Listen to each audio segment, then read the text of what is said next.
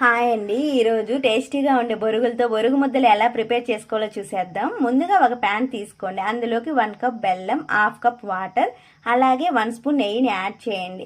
బెల్లం తడిచేటట్లుగా వాటర్ని యాడ్ చేసుకోండి. బెల్లం అంతా కరిగే వరకు సిమ్లో పెట్టి మరిగించండి.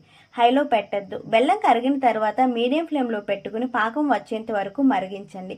ఒక 10 మినిట్స్ పాటు దగ్గర పడేంత వరకు మరిగించుకుని పాకంని టెస్ట్ చేసుకోండి. ఒక ప్లేట్లో కొంచెం వాటర్ని తీసుకొని ఈ పాకాన్ని వేసి మనం చేత్తో ఈ విధంగా దగ్గరికి చేస్తే ఉండలాగా అవుతుంది. ఇలా ఉండలా ప్రిపేర్ అయ్యిందంటే పాకం రెడీ అయినట్లే. ఇప్పుడు స్టవ్ ఆఫ్ చేసుకొని ఇందులో వేయించిన బొరుగులను 3 కప్స్ యాడ్ చేయండి. మనం 1 కప్ బెల్లం తీసుకున్నాం కాబట్టి 3 కప్స్ బొరుగులు పడతాయి. బొరుగులు అన్నీ యాడ్ చేసిన తర్వాత మొత్తం బాగా మిక్స్ చేయండి. పాకం అంతా కలిసేటట్లుగా మిక్స్ చేసుకోండి.